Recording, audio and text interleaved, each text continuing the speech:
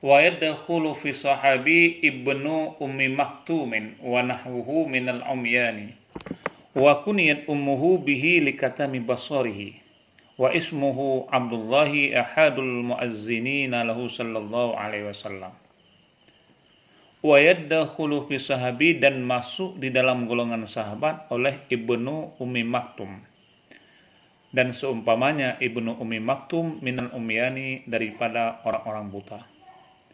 Masuk juga dalam kategori sahabat yaitu ibnu ummi maktum atau dengan nama Abdullah bin Ummi Maktum.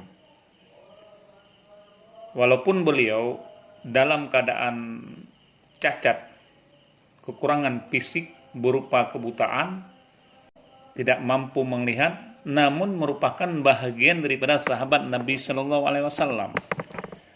Karena hidup di masa Nabi, beriman dengan Nabi, bahkan pernah duduk dengan Nabi.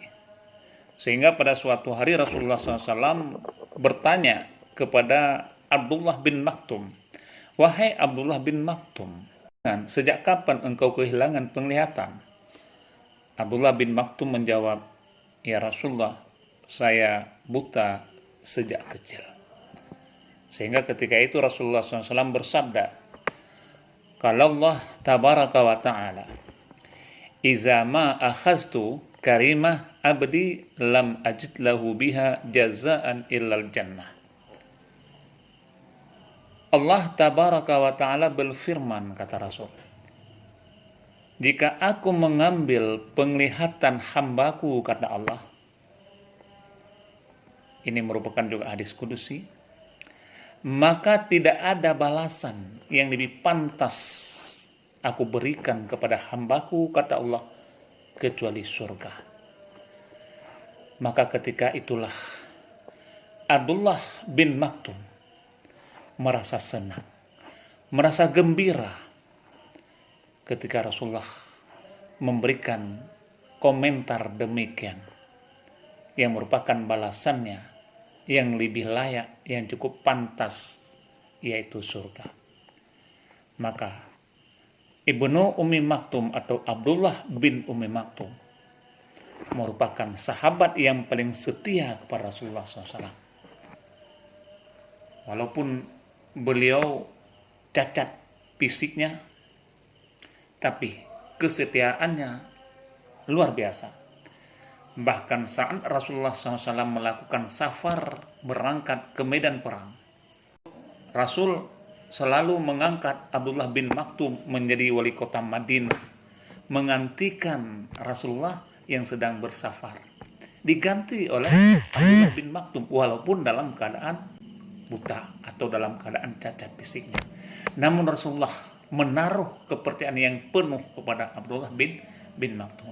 Bahkan bukan sekali, setidaknya lebih daripada 13 kali Rasulullah SAW mengangkatnya sebagai wali kota Madinah sementara di kota Madinah.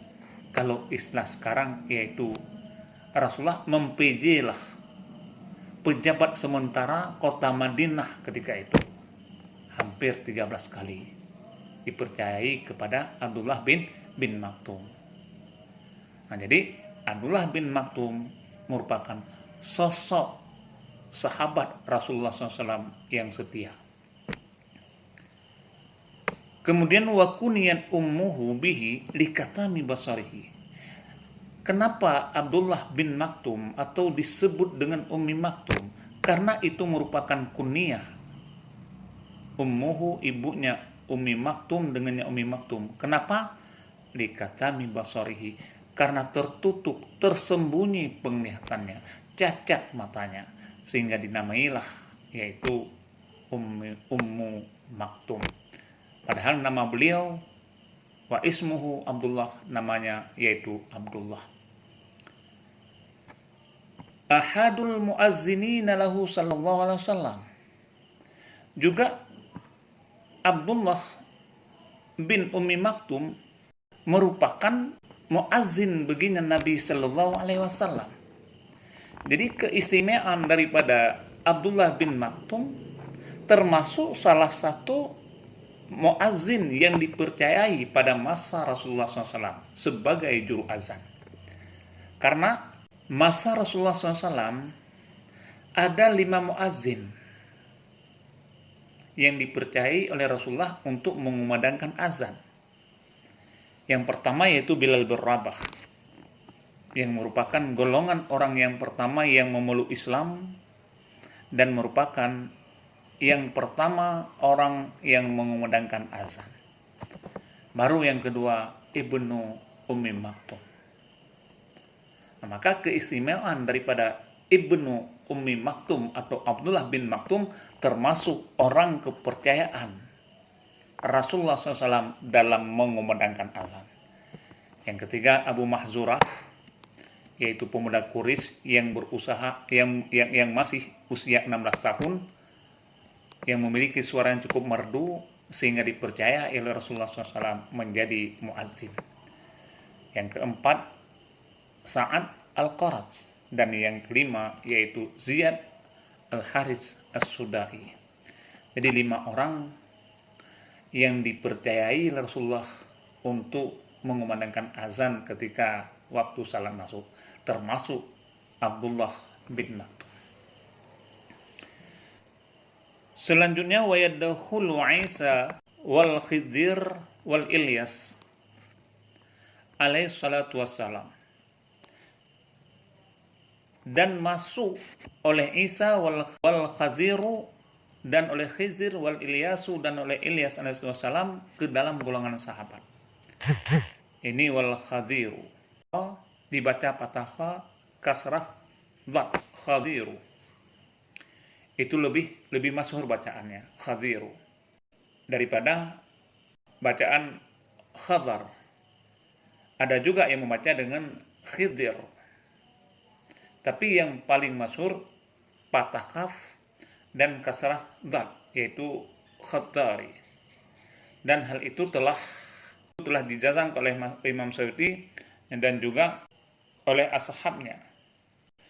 Jadi Nabi Isa, Nabi Khidir dan Nabi Ilyas pun masuk dalam kategori sahabat. Wa tadkhulul malaikatul ladzina istama'u bihi sallallahu alaihi wasallam fil ardi, dan masuk juga dalam golongan sahabat oleh malaikat allazi yang berhimpun mereka itu dengannya Nabi SAW di dalam permukaan bumi. Ada juga Nabi yang masih hidup yang menjadi sahabat Nabi sampai sekarang. Nabi Isa, Nabi Khidir, Nabi Ilyas. Ini ditambah lagi yaitu para malaikat yang merupakan sahabat Nabi karena mereka pernah berhimpun, pernah bertemu dengan Rasulullah SAW di permukaan bumi. Nah, jadi mungkin banyak yang menyangka bahwasanya sahabat Nabi SAW sudah meninggal semuanya. Namun siapa sangka ternyata masih ada beberapa sahabat Nabi yang masih hidup. Jika biasanya yang sering kita ketahui bahwa yang dianggap sahabat Nabi yang masih hidup, maka sebenarnya masih ada juga sahabat Nabi SAW daripada kalangan manusia yang masih hidup hingga sekarang.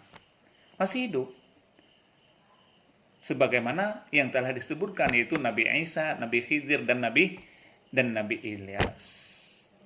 Nah, jadi jika ditilik daripada definisi sahabat yang bermakna orang-orang yang bertemu dengan Nabi pasca diutusnya Nabi menjadi Rasul, dalam keadaan beriman orang itu, dan mati pun, wafat pun mereka itu dalam keadaan iman juga, maka tidak menutup kemungkinan bahwa sahabat Nabi itu masih ada, sebab Allah memberikan umur panjang kepada mereka itu. Semisal para nabi yang telah kita sebutkan itu, baik Nabi Isa, Nabi Khidir, dan Nabi Ilyas. Status sahabat tersebut tetap dipegang jika yang bersangkutan masih dalam keadaan beriman. Jika ada sahabat yang murtad, maka statusnya sebagai sahabat Nabi Muhammad SAW akan otomatis hilang. Kalau kita lihat dalam konteks 3 nabi yang di atas yang kita bahas itu, mereka sangat mustahil untuk murtad, sebab para nabi itu maksum. Walhasil, Masih ada sahabat Nabi yang masih hidup, hanya saja dua yang ada di muka bumi, yaitu Nabi Ilyas alaihissalam selaku penjaga daratan dan juga Nabi Khidir alaihissalam selaku penjaga lautan. Adapun Nabi Isa alaihissalam, beliau berada di langit, namun nantinya akan turun ke bumi untuk memerangi Dajjal. Seterusnya, wa tadkhulul malaikatul ladzina istama'u bihi sallallahu alaihi wasallam fil ardi, dan juga masuk ke dalam sahabat oleh malaikat yang berhimpun mereka itu dengannya Nabi SAW di permukaan bumi. Karena para malaikat pernah berhimpun dengan Nabi di permukaan bumi ini. Lebih-lebih malaikat Jibril, mereka tiap saat ketika ada wahyu menyampaikannya, ketika Rasulullah ada sesuatu yang ingin bertanya kepada Allah melalui malaikat Jibril, maka itu merupakan sahabat Nabi Sallallahu Alaihi Wasallam. Nah, maka selanjutnya maka Nabi Isa alaihissalatu wassalam akhir sahabati minal basyari zahirina, itu merupakan akhir sahabat daripada golongan manusia yang zahir. Jadi secara zahiriah Nabi Isa merupakan akhir daripada sahabat Nabi. Wa amal malaikatu, dan adapun malaikat, fabakuna ila nufhatin, maka kekal mereka itu malaikat ila nufhati, hingga tiupan sangkakala yang pertama. Jadi malaikat menjadi sahabat Nabi hingga tiupan sangkakala yang pertama. Itu akhir daripada sahabat Nabi. Jadi masih hidup hingga hari kiamat nantinya. Sampai sekarang malaikat yang masih bertemu dengan Rasulullah ketika itu di bumi masa Rasulullah, maka mereka termasuk ke dalam golongan sahabat hingga batasnya nanti ketika mereka ditiup sangkakala yang pertama. Wal khadiru yamutu 'inda raf'il Qur'an, dan Nabi Khidir wafat di ketika dirafa Al-Quran, diangkat Al-Quran.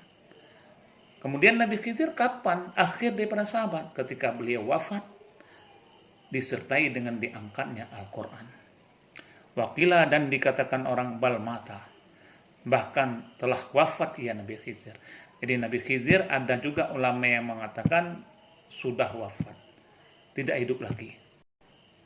Walhasilu, dan kesimpulan, annal Khadira wal Ilyasa hayyani alal mu'tamadi, bahwa sungguh Nabi Khidir dan Nabi Ilyas itu dua yang hidup alal mu'tamadi, atas pendapat yang mu'tamad. Atas pendapat yang mu'tamad, Nabi Khidir dan Nabi Ilyas, mereka berdua masih dalam keadaan hidup. Walakinna Ilyasa rasulun, dan tetapi Nabi Ilyas rasulun, itu rasul bin nas, dengan nas Al-Quran, sedangkan Nabi Ilyas itu rasul. Khidir Nabi Ilyas rasul bin nasil Quran, dengan nas Al-Quran, sebagaimana Allah berfirman, wa innal Ilyasa laminal mursalina, dan bahwa sungguh Nabi Ilyas itu sebahagian daripada mursalin. Wa ammal khadiru, adapun Nabi Khidir, fakil, maka ada yang mengatakan waliyu, itu wali. Wakila, dan ada juga yang mengatakan nabiyun, itu nabi. Wakila, dan ada juga yang mengatakan rasulun, itu rasul. Jadi Nabi Khidir ada yang mengatakan wali, waliullah, ada juga yang mengatakan nabi, ada juga yang mengatakan rasul. Itu hanya khilafiyah ulama. Wa khairul umuri awsatuha, dan sebaik-baik pekerjaan awsatuha, itu yang pertengahnya. Mana yang tengah? Yaitu nabiyun. Maka Nabi Khidir secara pendapat mu'tamad pun, dan khairul umur, yaitu merupakan nabi. Bahkan sering kita mengatakan yaitu Nabi Khidir. Jarang orang yang mengatakan wali Khidir, lebih-lebih yaitu Rasul Khidir. Kalau waliyun itu jarang. Nabiyun memang itu sering, bahkan sudah menjadi pendapat yang muktamad, bahkan khairun umurin, kalau Rasul itu tinggi sekali. Dan jarang sekali orang yang mengatakan bahwa Nabi Khidir itu Rasul.